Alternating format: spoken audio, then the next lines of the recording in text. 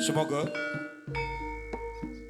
dipun pirsani medalipun para kanca-kanca saking Senitari Kuda Kepang Setya Budaya Putra Birawa.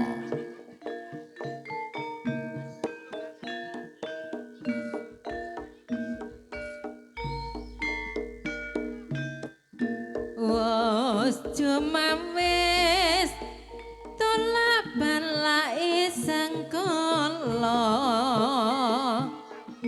dosang papa angraci tata sesaji kanggo srana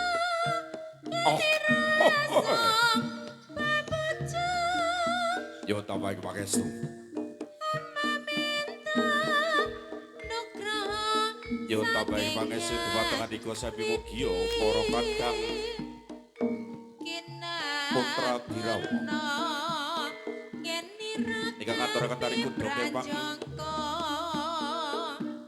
wiwit kantos paripurnaning Tari Kuda Kepang samangke dipun tebiaken saking Sambi Kala. Dipun tebiaken saking Rubeda.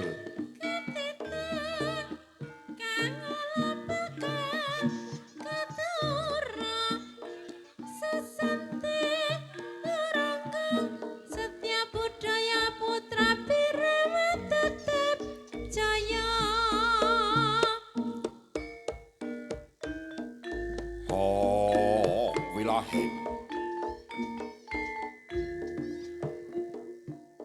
Ong wilahing Bokor Kencana Sidhem Sekaring Bawana Langgeng. Sun puji marang Gusti Kang Murbadewa. Kanthi sarana Gusti Dupa kang kumelun.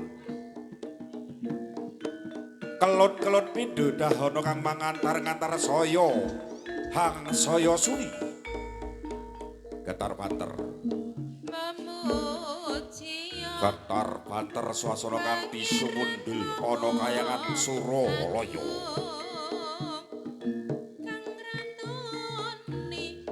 Kadhap koko sing duka kang kumelun.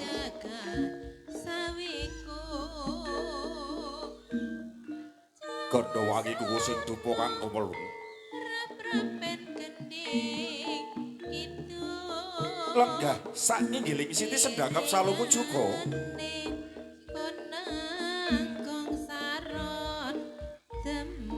Salungku tepi kang dadi babahan hawa saka.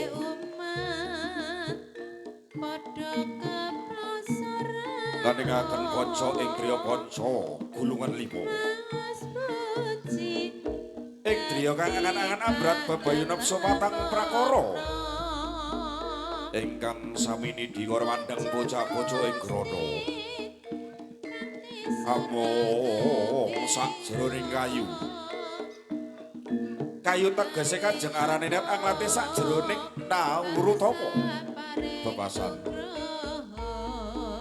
Bebasan mati sakjroning urip sakjroning mati. Among layap liyep ing aluyut. Among layap ing aluyut suwusu ing rasa capi. Kang asesati anjun ngarsani Gusti Kang Purbing Jagat. Purwadya lan Usana Mandyana ta basa kliring Sambi Kala. Adep saking Gudha Rencana.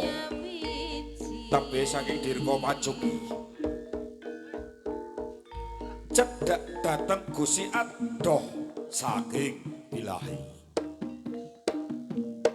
Putra Birawa.